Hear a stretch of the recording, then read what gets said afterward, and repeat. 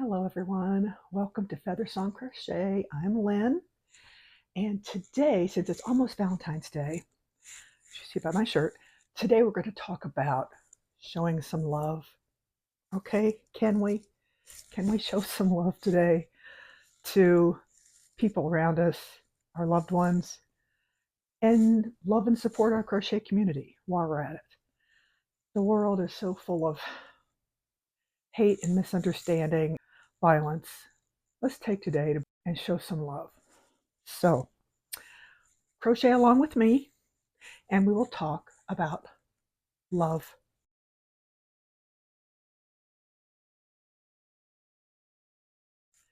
And how we can take some topics in the crochet community and turn them around.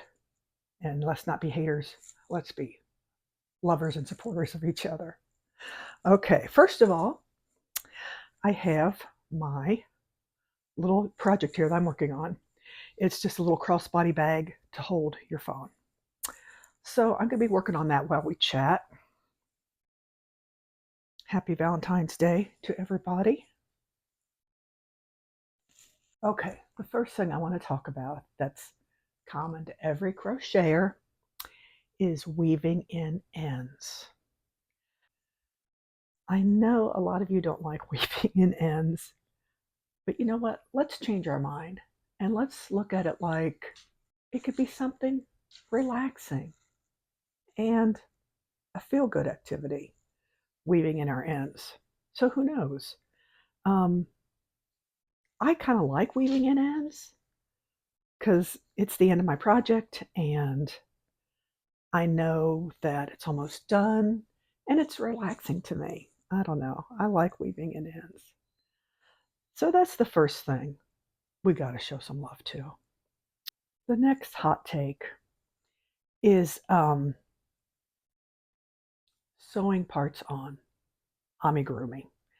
There's so much emphasis the last year or so on low sew, no sew, that people have been spoiled, maybe. I don't know if I want to say that, but they look at a project that has to sew on a lot of parts and they're like, I don't want to do this. But to me, it just creates another skill that is good to have because you're not just sewing a toy, you're learning a new skill. And uh, people who are seamstresses, they have to do tedious stuff like that all the time. Things we would call tedious sewing on parts is part of their job. Skills to have something you're good at besides just crocheting. So how about we look at sewing on limbs, arms, legs, snouts, whatever, as a skill to be mastered. I don't know. That's just my opinion. Let's show some love there. Next thing I hear a lot of controversy about is doing markets. Some people hate them, some people love them. Me, I love markets. I'm like Bugs Bunny with his electric bunny. I love meeting people. I love seeing what people like at markets, seeing what other people are making. And if you're an extrovert like me, you probably like markets. Now, not to say I understand why some people don't want to do them. It's a huge hassle to get everything set up and taken down. But the in-between part is, to me, is so worth it because you get to meet the people and make some sales and, just kind of be out amongst the people.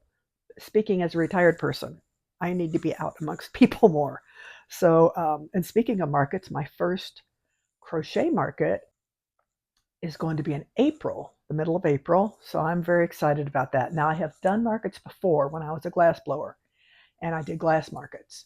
But since I think I've mentioned this in other videos, I fell and broke my elbow a couple years ago, actually 2 years ago this month. And it made my hand uncoordinated and my pinky finger is numb. So it's hard for me to work the glass, and it's dangerous because glass is hot and the fire that comes out of my torch is 2200 degrees.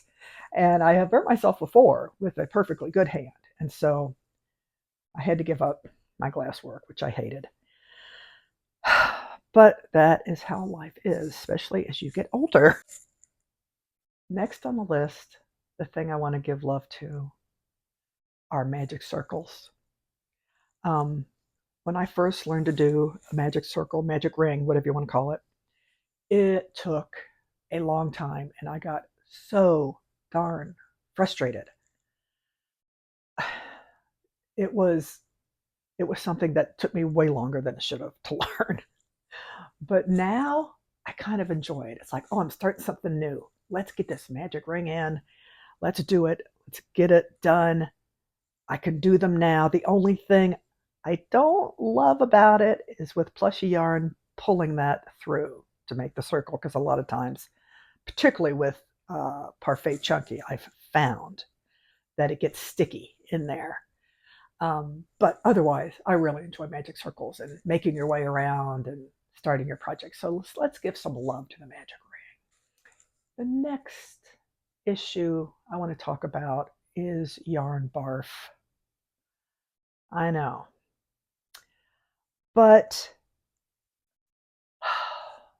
the way I deal with it is I pull from the outside. So I'm dismissing myself from loving yarn barf.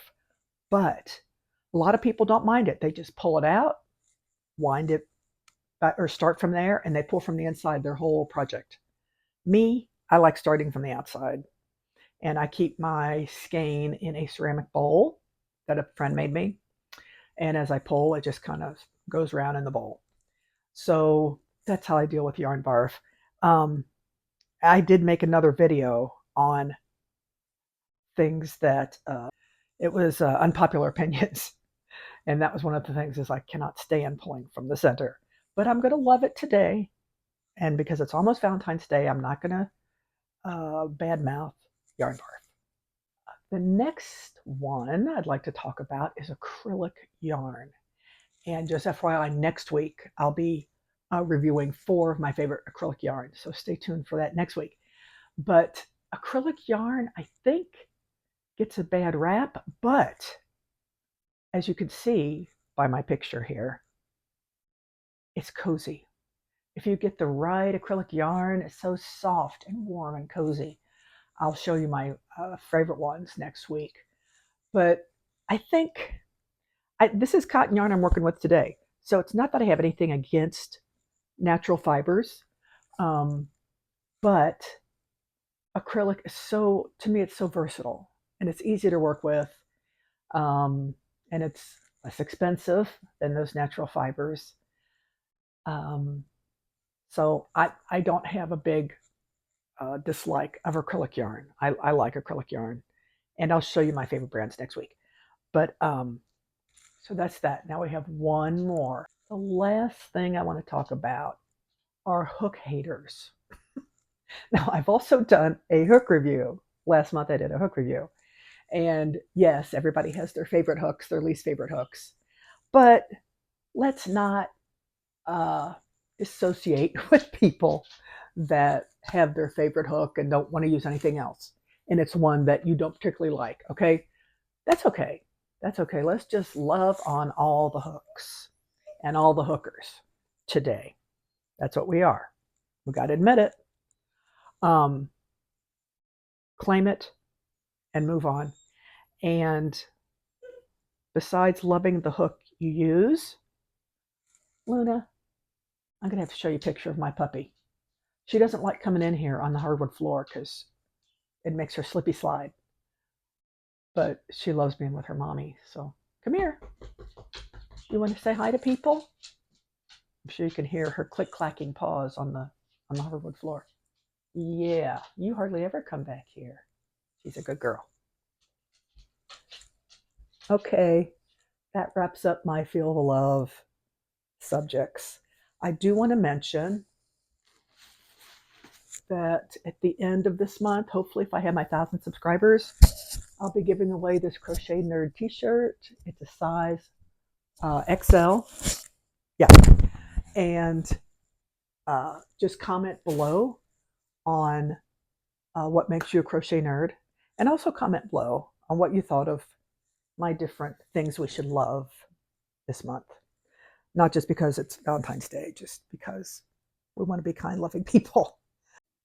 Time for today's pro tip. I'm a retired occupational therapist, as I've said in my last few videos, and I like to give tips on decreasing hand pain, wrist pain, things like that. Because when you're crocheting, as you know, you can get some hand pain. Mine usually comes in my elbow, since I've had my elbow replacement on my dominant arm. So, but a lot of people deal with hand pain after crocheting. My biggest piece of advice is resting, to not work more than an hour or so before you rest your hands. And today I have some adaptive equipment pieces I will show here on the screen. And these are called built-up foam handles. And they come in different sizes, different size holes. They are fantastic. You can use them, you could cut them to the size you need. You could put them on your pen or pencil to have a bigger writing instrument. With the small holes you could also use with your toothbrush. And then the medium hole, they have medium hole ones that you could use with a safety razor, maybe a brush if your brush has a skinny handle. And the large ones are good for, brushes with larger handles. Or there was something else I was going to mention, I forgot it. Anyway, you could find these at any medical supply store. And like I said, they have different sizes, different lengths. They're not very expensive at all. Maybe between $5 and $10, for a couple of them, depending on how big they are and how many you get in the pack. So those are called built-up foam handles, and they're just foam rubber. And forks, utensils. That was the other one I was thinking of. Depending on how wide your utensil is at the bottom, you might need a medium or a large. So that is that. So this was a short video today. I'm still working on I get to talking and I don't work and talk well at the same time.